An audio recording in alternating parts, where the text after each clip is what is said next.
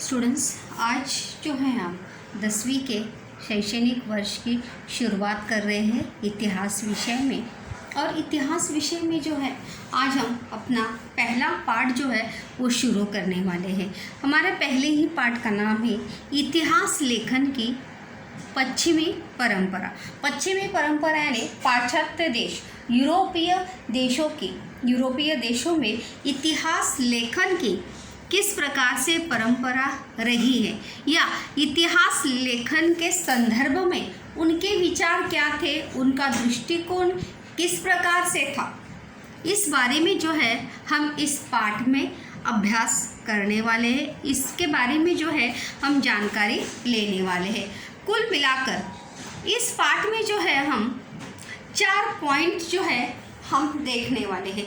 सबसे पहले हम देखेंगे कि इतिहास लेखन की परंपरा। इतिहास लेखन की पश्चिमी परंपरा में पाश्चात्य देशों में या यूरोपीय देशों में इतिहास लेखन की परंपरा जो है, शुरुआत जो है वो किस प्रकार से हुई, कैसे हुई, ये हम देखेंगे। उसके बाद आधुनिक इतिहास लेखन, उसके बाद आधुनिक इतिहास लेखन को किस प्रकार से शुरुआत हुई, और तीसरा पॉइंट हम देखने वाले हैं यूरोप में वैज्ञानिक दृष्टिकोण का विकास और इतिहास लेखन। मतलब इतिहास लेखन में भी वैज्ञानिक दृष्टिकोण का समावेश हो सकता है, और उसी के आधार पर जो है हम इतिहास लेखन ज़रूर कर सकते हैं, या इतिहास लेखन की शुरुआत जो है उस समय किस प्रकार से हुई।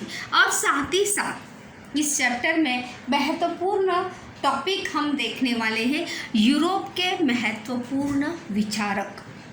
इतिहास लेखन के संबंध में, इतिहास लेखन के बारे में उनके विचार क्या थे, उनकी सोच क्या थी, वो किस प्रकार से सोचते थे इतिहास लेखन के संदर्भ में। फिर चाहे वो रेने देकार्त हो, कार्ल मार्क्स हो, माइकल फूको हो, इन सभी यूरोप के महत्वपूर्ण विचारकों ने इतिहास लेखन के संदर्भ में अपने विचार जो है किस प्रकार से रखे, या इतिहास लेखन जो है वो किन बातों को लेकर, किन घटनाओं को लेकर, या किन घटनाओं को ध्यान में रखते हुए लेखन करना चाहिए, ये हम महत्वपूर्ण विचारकों के टॉपिक में देखेंगे कि अलग अलग सभी विचारकों ने अपने अपने ग्रंथों में इतिहास लेखन के संदर्भ में, इतिहास लेखन के बारे में अपने अपने विचार जो है वहाँ पर प्रकट किए हैं, व्यक्त किए हैं। तो चलिए सबसे पहले हम देखते हैं इतिहास लेखन। सभी को इतिहास विषय जो है वो किसी को अच्छा लगता है पढ़ना, किसी को पसंद नहीं है लेकिन इतिहास जो है, हर बीता हुआ पल जो है वो इतिहास में जमा होता है। आज कल का दिन जो है वो किस में जमा हो गया, इतिहास में जमा हो गया, क्योंकि कल का दिन जो है वो आज लौट कर आएगा क्या, नहीं। इसीलिए हर बीता हुआ पल, हर बीता हुआ दिन, हर बीता हुआ साल, हर बीती हुई घटना या घटी हुई घटना जो है वो किस में जुड़ी जाती है या किस में गिनी जाती है, इतिहास में गिनी जाती है। तो चलिए हम देखते हैं कि इतिहास किसे कहते हैं, इतिहास लेखन। सबसे पहले हम देखेंगे इतिहास किसे कहते हैं। चलिए यहाँ पे देखिए व्याख्या भी है। भूतकाल में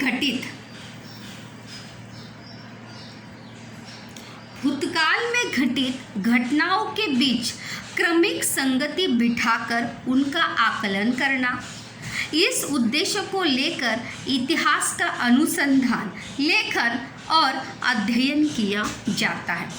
जब भी हम इतिहास का अध्ययन करते हैं तो वहाँ पे घटनाएं जो है वो क्रमिक होनी चाहिए। क्रमिक यानी प्रॉपर ऑर्डर में सभी घटनाएं होनी चाहिए। हम पहले युद्ध समाप्ति देखते हैं क्या, नहीं, स्टार्ट पहले देखते हैं, फिर मध्य देखते हैं, फिर अंत देखते हैं। तो उसी प्रकार से भूतकाल में घटित घटनाओं के बीच क्रमिक संगति संगति यानी मेल जोल बिठाकर उनका आकलन करना, यानी जो घटनाएं घट चुकी है उनको समझना, जांचना, परखना। इस उद्देश्य को लेकर इतिहास का अनुसंधान यानी खोज। जैसे अगर हमें पेशवाओं का इतिहास जानना है तो पेशवाओं के संबंधित हम बहुत सारी किताबें जो है वहाँ पर पढ़ेंगे। कौरव पांडवों का युद्ध हमें जानना है, किस प्रकार से वो युद्ध की पूरी अगर हम जानकारी प्राप्त करनी है तो उसे संबंधित किताबें का हम पठन करेंगे। तो इस प्रकार से लेखन और उसका अध्ययन जो है वो किया जाता है, क्योंकि जब वो घटना घटी होती है इतिहास में उस समय हम वहाँ पर मौजूद होंगे ही, हम वहाँ पर प्रेजेंट होंगे ही, ऐसा कदापि भी होता नहीं। पेशवाओं के समय में हम थे क्या? जब मुगल साम्राज्य था तब हम थे क्या? अंग्रेज जब भारत पर राज कर रहे थे तब हम थे क्या? नहीं। तो उन घटनाओं को जानने के लिए, ज्ञात करने के लिए हमें वैसी ऐतिहासिक साधनों का हम क्या करते हैं? आधार लेते हैं और उसी के द्वारा हम लेखन और क्या करते हैं? अध्ययन करते हैं। यह निरंतर और अखंड रूप में चलने वाली प्रक्रिया है, क्योंकि इतिहास कभी खत्म नहीं होता। जैसे अभी शुरुआत में मैंने कहा कि कल का दिन जो है वो इतिहास जमा हो गया, तो इसीलिए इतिहास जो है निरंतर और अखंड, कभी भी न रुकने वाली, निरंतर चलने वाली ऐसी क्या है? प्रक्रिया है, वो कभी भी रुकती नहीं। वैज्ञानिक ज्ञान शाखाओं में उपलब्ध ज्ञान की सत्यता की पड़ताल करने हेतु प्रायोगिक पद्धति एवं प्रत्यक्ष निरीक्षण का अवलंब किया जाता है। जैसे हम साइंस पढ़ते हैं, विज्ञान पढ़ते हैं, तो हम उस बात की सत्यता को जांचने के लिए हम क्या करते हैं? प्रयोग करते हैं, प्रैक्टिकल करते हैं कि हाउ इज़ इट पॉसिबल, यानी कैसे हुआ, किस प्रकार हुआ। इसकी जांच करने के लिए हम किसका अवलंब करते हैं? प्रायोगिक पद्धति अथवा प्रत्यक्ष वैज्ञानिक ज्ञान शाखाओं में, वैज्ञानिक मतलब साइंस में किसी भी बात की सत्यता को जांचने के लिए हम क्या करते हैं? प्रयोग करते हैं, प्रैक्टिकल करते हैं और उसकी जांच की सत्यता को हम जांच लेते हैं। इस पद्धति के आधार पर विभिन्न घटनाओं के संदर्भों में सार्वकालिक और सार्वत्रिक नियमों को स्थापित करना और उन नियमों को पुनः पुनः सिद्ध करना संभव होता है।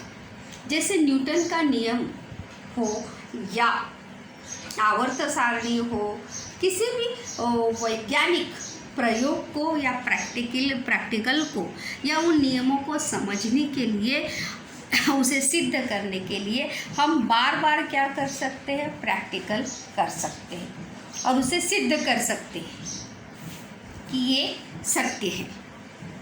लेकिन इतिहास में ऐसा मुमकिन है क्या? कभी भी नहीं है। क्या इतिहास के अनुसंधान अथवा शोध कार्य में जो है, जस्ट वेट नाउ स्टूडेंट्स,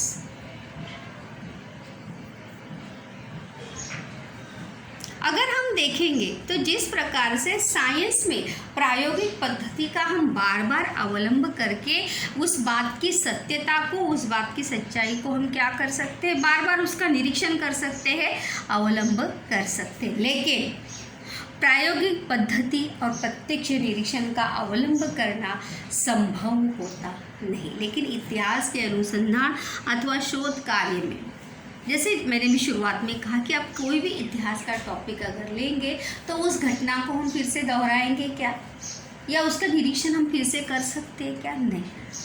तो ये क्योंकि ऐसा अवलंब करना संभव होता नहीं, ये नामुमकिन है, क्योंकि इतिहास की घटनाएं जो है वो घटित हो चुकी हैं। पेशवाओं का काल जो है वो बीत चुका है, मुगल साम्राज्य जो है वो बीत चुका है, उस समय की परिस्थिति जो है बीत चुकी है, अंग्रेज़ों का शासन जो है वो बीत चुका है। वो घटनाएं जो है हम फिर से वहाँ पर रिक्रिएट रिक्रिएट जो है वहाँ पर कर सकते नहीं। जिस प्रकार से हम साइंस में हर चीज़ जो है फिर से रिक्रिएट कर सकते हैं और उस बात को समझ सकते हैं, लेकिन इतिहास में उन घटनाओं की सत्यता को जांचने के लिए हम उनको रिक्रिएट कर सकते नहीं। अतः अंत में उन घटनाओं का निरीक्षण करने के लिए हम वहाँ उपस्थित नहीं होते और ना ही हम वहाँ पर हर जो भी घटना घट चुकी है वहाँ पर आप प्रेजेंट होंगे ही, उपस्थित होंगे ही, ये भी मुमकिन नहीं है। और उन घटनाओं को दोहराया भी नहीं जा सकता है। साथ ही सार्वकालिक और सार्वत्रिक नियम स्थापित करना, उन नियमों को सिद्ध करना संभव होता नहीं। जिस प्रकार से अगर हम गणित का उदाहरण लेंगे तो गणित में 1 + 1 = 2 होता है, चाहे कोई भी करे। गुना भाग से आने वाली जो उत्तर है वो कोई भी व्यक्ति करे, वो क्या होता है, एक जैसा ही होता है। लेकिन ऐतिहासिक घटनाओं को देखने का नज़रिया जो है वो सबका अलग अलग हो सकता है। मेरा नज़रिया अलग हो सकता है, आपका नज़रिया अलग हो सकता है। क्लास में, कक्षा में उपस्थित सभी विद्यार्थियों का नज़रिया जो है वो अलग हो सकता है। फिर चाहे वो कौरव पांडवों का युद्ध हो या मुग़ल साम्राज्य हो, पेशवा साम्राज्य हो, शिवाजी महाराज का शिवकालीन साम्राज्य हो, या ये सभी घटनाओं की तरफ सभी मतलब हम वहाँ पर नियम लगा सकते हैं। जैसे विज्ञान में नियम है, ऐसे नियम जो है हम इतिहास में किसी भी घटनाओं को लगा सके नहीं, और ना ही उन नियमों को सिद्ध करना संभव भी नहीं होता। जैसे कि मैंने कहा कि हर घटना की तरफ देखने का सबका नज़रिया जो है वो क्या होता है, सबका अलग अलग होता है। हर कोई व्यक्ति जो है एक तरीके से एक जैसे जो है वो सोच सकता नहीं। जैसे मान लीजिए हमारी क्लास में 50 या 60 विद्यार्थी है, तो उन 50-60 विद्यार्थियों में वहाँ पर सबका देखने का, सोचने का नज़रिया जो है बच्चों एक जैसा नहीं है। ना ही आपका नज़रिया सेम है, ना ही मेरा नज़रिया सेम है।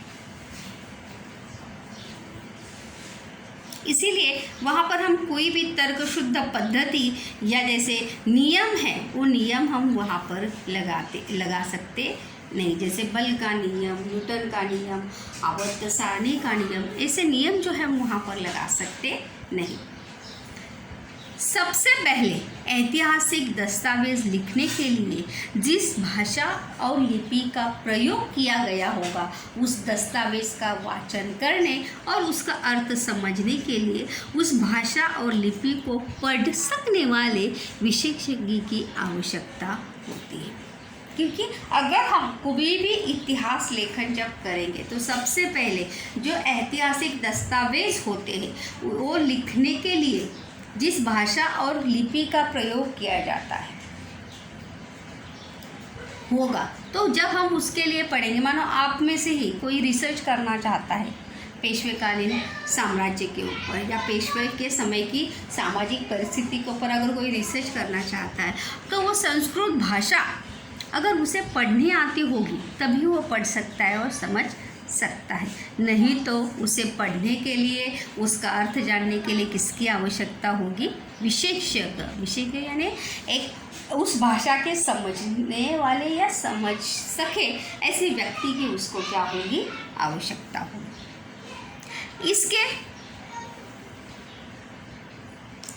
इसके पश्चात अक्षर की बनावट अर्थात आकार, प्रकार, लेखक की भाषा शैली, उपयोग में लाए गए कागज का निर्माण समय और कागज का प्रकार, अधिकारदर्शक मुद्रा जैसी विभिन्न बातों के लिए विशेषज्ञ संबंधित दस्तावेज मौलिक है अथवा नहीं। मतलब हर चीज़ को समझने के लिए, जानने के लिए किसकी आवश्यकता होती है?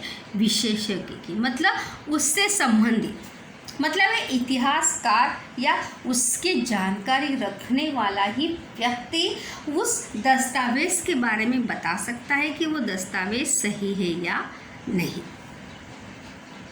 मुद्रा यानी देखो वहाँ पे जो सिक्का मारा जाता है, राजमुद्राएं जो होती है, कागज़ का प्रकार अगर आपने भी देखा होगा तो आपके टेक्स्ट बुक में देखो फ्रंट में ही कागज़ का प्रकार, साइज, सब वहाँ पे अक्षर, ये सब वहाँ पर लिखे होते हैं। तो उनसे जानने के लिए, समझने के लिए किसकी आवश्यकता होती है? विशेषज्ञ की आवश्यकता होती है। और दस्तावेज मौलिक है अथवा नहीं, इसे निश्चित करने हेतु सहायता कर सकते हैं। और इसके पश्चात इतिहास तज्ञ जो है उसे क्या कर सकते हैं? जांच पड़ताल उसकी कर सकते हैं, अन्यथा नहीं। यहाँ पर जो है आप एक डायग्राम वहाँ पर देख रहे होंगे स्टूडेंट्स, लेट्स सी। यहाँ पर ये डायग्राम जो है बहुत ही संकल्पना चित्र पूर्ण कीजिए के लिए बहुत ज़्यादा महत्वपूर्ण ऐसा ये डायग्राम वहाँ पर है। इतिहास अनुसंधान की पद्धति, कि इतिहास अनुसंधान पद्धति में सोपान उसके लिखिए, इतिहास लेखन के सोपान।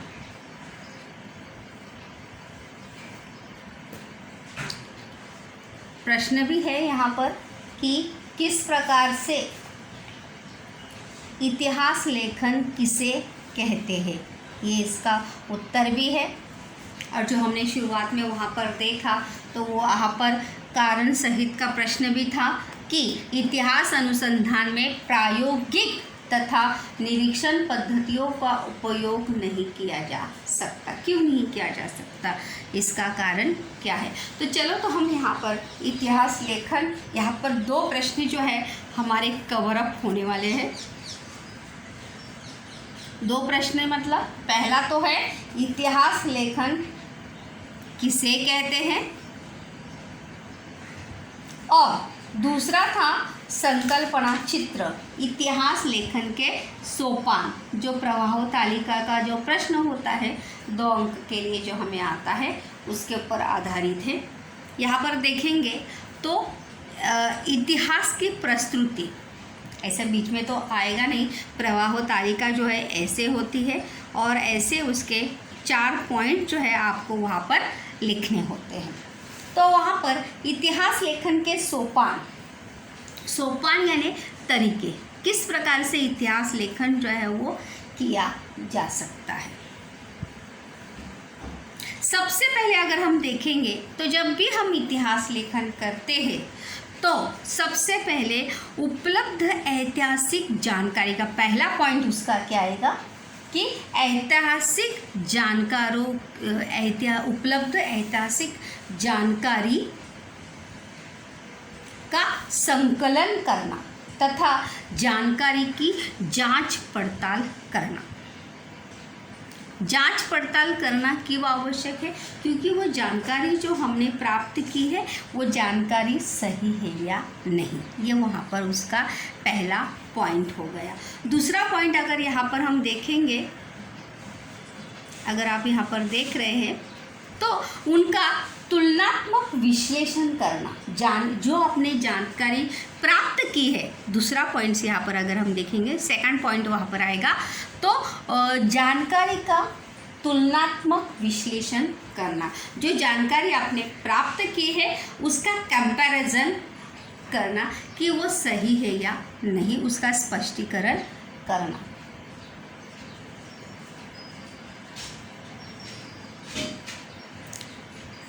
तीसरा है वहाँ पर इतिहास के साधनों का आलोचनात्मक अनुसंधान करना। इतिहास के जो साधन है, मतलब वहाँ पर इतिहास के साधनों का आलोचनात्मक अनुसंधान करना, मतलब जो साधन आपने इतिहास लेखन के लिए चुने हैं वो सही है या नहीं, इस बात की जांच पड़ताल भी करना। उसके बाद विशिष्ट ऐतिहासिक घटना की उपलब्ध जानकारी के स्थान, कालात्मक संदर्भ तथा ऐतिहासिक अध्ययन पद्धति, विभिन्न अवधारणा वाली चौखटों का आकलन करना, मतलब ऐतिहासिक संदर्भों से संबंधित योग्य प्रश्न प्रस्तुत करना। उचित प्रश्न जो है वहाँ पर, और हमें समय का भी ध्यान रखना जो है वहाँ पर आवश्यक होता है। जो जानकारी देखो यहाँ पर दिया है, इतिहास लेखन किसे कहते हैं, इसमें भी ये पॉइंट्स आप ज़रूर ऐड करेंगे कि उस जानकारी का स्थल एवं समय ज्ञात करना। और जो प्रश्न आप तैयार करेंगे नीचे ही दिया है, ऐतिहासिक संदर्भों के साथ संबंधित उचित प्रश्नों की प्रस्तुति करना। प्रस्तुत जो प्रश्न आप तैयार करेंगे वो क्या होने चाहिए, संबंधित होने चाहिए, उनका संदर्भ उसके साथ होना चाहिए। कोई भी प्रश्न जो है हम वहाँ पर बना सकते नहीं। उसके बाद संभावित परिकल्पनाएं प्रस्तुत करना। उपलब्ध जो जानकारी आपको प्राप्त होगी उसके आधार पर क्या संभावित मतलब क्या होना चाहिए, मतलब उन घटनाओं को देखकर आपके अनुसार क्या होना चाहिए, ये परिकल्पनाएं मतलब आप अपनी सोच या अपने विचार भी वहाँ पर क्या कर सकते हैं, प्रस्तुत कर सकते। इस प्रकार से यहाँ पर दो प्रश्न जो है हमने देखे हैं। पहला है इतिहास लेखन किसे कहते हैं, और दूसरा है इतिहास लेखन के सोपान संकल्पना चित्र पूर्ण कीजिए का वो प्रश्न है।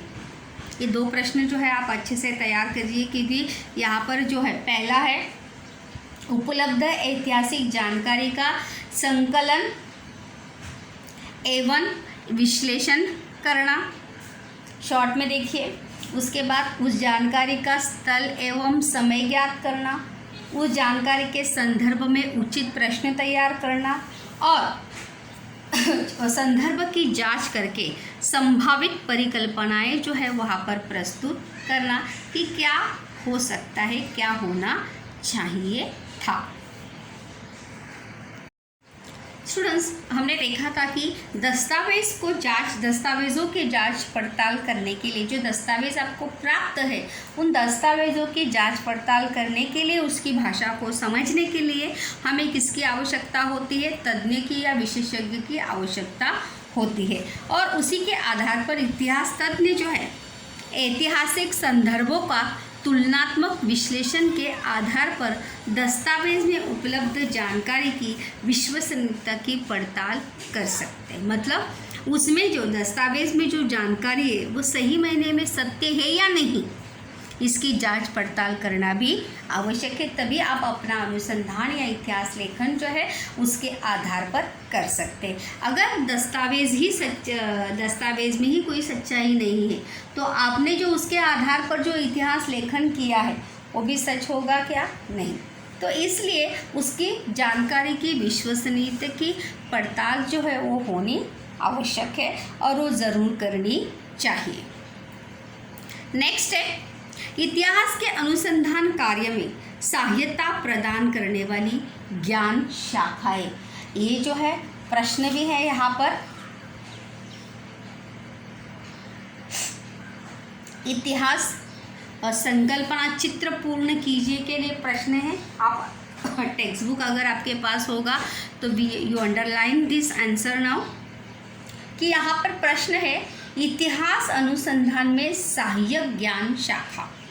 मतलब जब भी आप इतिहास अनुसंधान यानी इतिहास लेखन जब आप करेंगे तब आपको कौन कौन सी ज्ञान शाखा और संस्था मतलब आपकी मदद वहाँ पर करेंगे। सबसे पहले है पुरातत्व। पुरातत्व विभाग जो है वहाँ पर हर राज्य में या पूरे देश में पुरातत्व विभाग होता है, जहाँ पर हम किसी भी खोदान कार्य की जानकारी जो है वो प्राप्त कर सकते हैं। मतलब हड़प्पा संस्कृति के बारे में, मोहनजोदड़ो के बारे में जो है, गुफाओं के बारे में जो है जानकारी पुरातत्व विभाग से प्राप्त कर सकते। तो पहला हुआ अभिलेखागार, जहाँ पर कागज पत्र रखे जाते हैं। हस्तलेखों, जो हस्तलिखित है वो, उसके साथ अथवा पांडुलिपियों का अध्ययन। पांडुलिपि जो है एक भाषा है, उसका अध्ययन करने के लिए भी उसके बाद पुराभिलेख, अक्षर आकार विज्ञान, भाषा रचना विज्ञान, मुद्रा विज्ञान, वंशावली का अध्ययन आदि, ये सभी चीज़ें जो है आपको इतिहास लेखन के समय आपकी मदद या आपकी सहायता आपकी कर सकती है। इसमें से आप कोई भी 4-5 जो है वहाँ पर लिख सकते हैं। याद रखिए, यहाँ से लेके पुरातत्व से लेके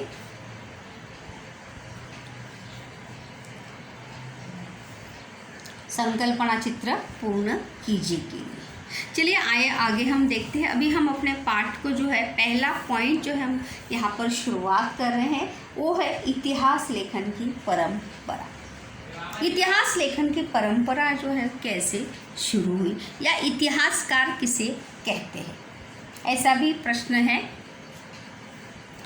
इतिहास में उपलब्ध प्रमाणों का अध्ययन पूर्वक अनुसंधान कर भूतकाल में घटित घटनाओं की प्रस्तुति अथवा संरचना किस प्रकार की जाती है ये हमने देखा। उसी को क्या कहते हैं, इतिहास लेखन कहते हैं। इतिहास की इस प्रकार की प्रस्तुति अथवा संरचना करने की पद्धति को ही क्या कहते हैं, इतिहास लेखन कहते हैं। मतलब उस घटना का जब हम दोबारा लेखन करेंगे तो उसे क्या कहेंगे, इतिहास लेखन ही कहेंगे। अथवा संरचना करने वाले अनुसंधानकर्ता को इतिहासकार कहते हैं। इतिहासकार किसे कहते हैं, ये प्रश्न भी है। इतिहासकार किसे कहते हैं, गाइड में ये इसका उत्तर नहीं है। यहाँ से लेके यहाँ तक जो है नेक्स्ट मतलब 2 पैराग्राफ में जो है उसका आंसर है इतिहासकार किसे कहते हैं।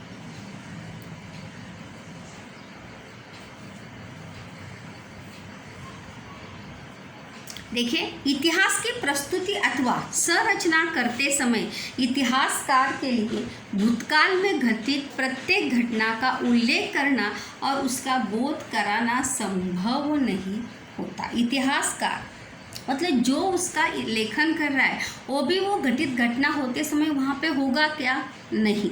जैसे कोई भी इतिहास से जुड़ी आप किताब वहाँ पर देखिए तो वो जैसे शिवाजी महाराज के ऊपर लिखी हुई किताबें हैं, अकबर के ऊपर लिखी किताबें, हुमायूं के लिए मुग़ल साम्राज्य के ऊपर लिखी हुई किताबें, तो उन्होंने वो स्वयं लिखी है क्या, नहीं। वो किसने लिखी है, इतिहासकार ने लिखी है।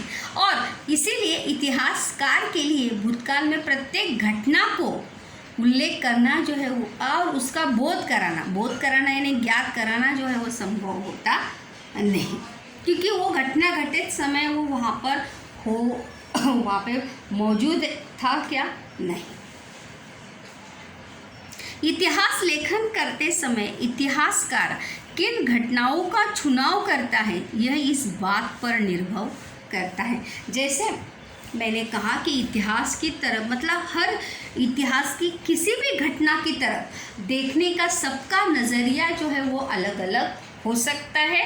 उसी प्रकार हर इतिहासकार का हर ऐतिहासिक घटना की तरफ देखने का नज़रिया जो है वो अलग अलग हो सकता है। वो अपने इतिहास लेखन में किस घटना को लेकर किस बात को लेकर वो लेखन कर सकता है, वो किसके ऊपर निर्भर होता है, उसके ऊपर निर्भर हो सकता है। या किन घटनाओं का वो चुनाव कर सकता है, वो पूरी तरह से इतिहासकार के ऊपर डिपेंड होता है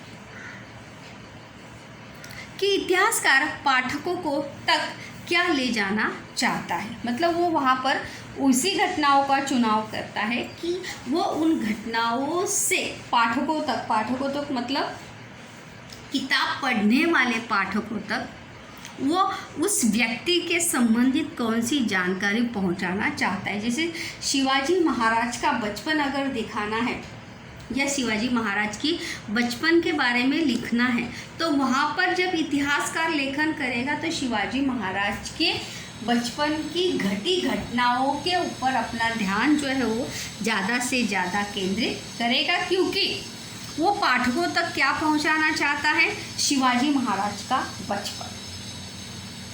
ऐसे बहुत सारे, जैसे पेशवाओं का साम्राज्य, अगर पेशवाओं के साम्राज्य में सिर्फ बाजीराव पेशवा का ही इतिहास उसे दर्शाना है या दिखाना है, तो वो उसका फोकस, इतिहासकार का फोकस जो है किसके ऊपर होगा? पूरी तरह से बाजीराव पेशवा की तरफ ही होगा। चुनी हुई घटनाएं और उनको प्रस्तुत करते समय इतिहासकार द्वारा अवलंबित वैचारिक दृष्टिकोण उसकी शैली, उसकी लेखन शैली को निर्धारित करता है। और चुनी हुई घटनाएं और उनको प्रस्तुत करते समय इतिहासकार द्वारा अवलंबित मतलब किन घटनाओं को, मतलब उसका, उस घटनाओं की तरफ देखने का उसका नज़रिया कैसे होगा, क्योंकि सबका वैचारिक दृष्टिकोण जो है वो कदापि भी एक जैसा होता नहीं, और वैसा ही प्रभाव उसकी कहाँ पे दिखाई देता है? लेखन शैली में दिखाई देता है, या उसकी लेखन शैली को वो निर्धारित करता है। ये बात याद रखिए।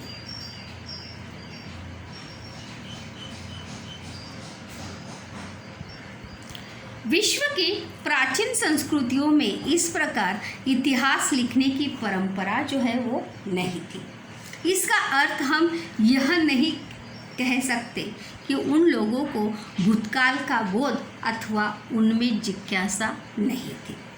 मतलब वहाँ पर विश्व की, अगर हम पूरी विश्व की प्राचीन संस्कृति के बारे में अगर देखेंगे तो वहाँ पर इतिहास लेखन की परंपरा जो है हमें कहीं भी देखने को वहाँ पर मिलती नहीं। लेकिन इसका अर्थ ये भी नहीं है कि उस समय के लोगों को भूतकाल का बोध नहीं था या भूतकाल के बारे में जानने की जिज्ञासा या उत्सुकता उनमें नहीं थी, क्योंकि जानने की जिज्ञासा जो है, पास्ट के बारे में जानने की जिज्ञासा जो है हर किसी के मन में होती है।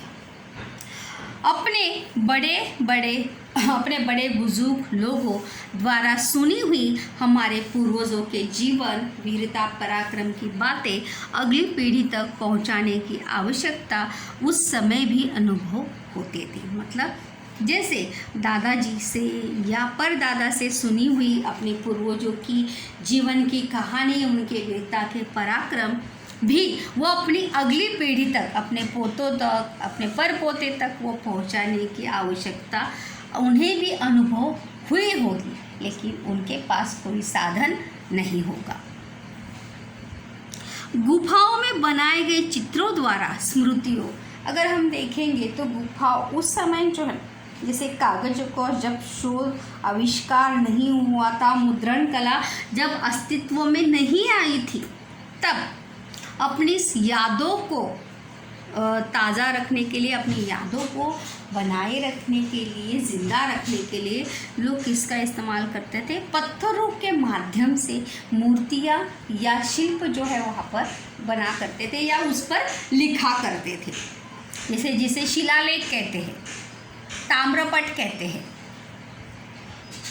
आपने 9th में ये चैप्टर पढ़ा है, पहला इतिहास के साधन में ताम्रपट, शिलालेख, ये सब।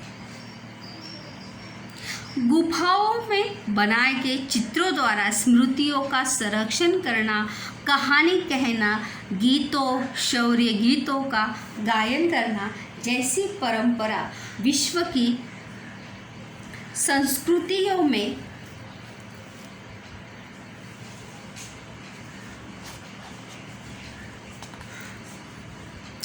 अति प्राचीन समय से विद्यमान थी यानी मौजूद हमें थी।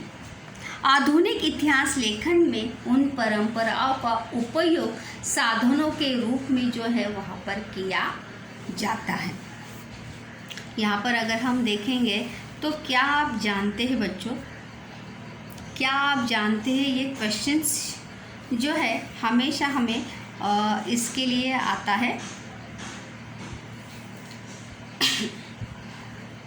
पैसेज के ऊपर आधारित जो प्रश्न होते हैं उसके लिए क्या आप जानते हैं से प्रश्न आते हैं। कभी कभी संकल्पना चित्र के भी प्रश्न होते हैं वहाँ पर।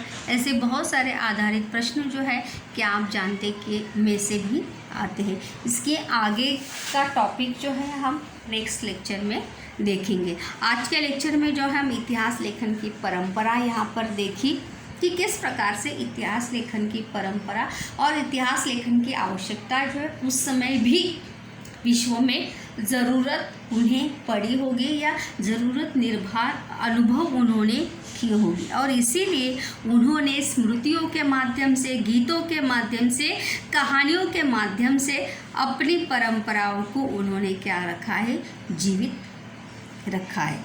और इसीलिए आधुनिक इतिहास लेखन में उन परंपराओं का उपयोग साधनों के रूप में जो है वो किया जाता है। तो इसीलिए तो जब हम ऐतिहासिक साधनों का जिक्र करते हैं, बात करते हैं, तो वहाँ पर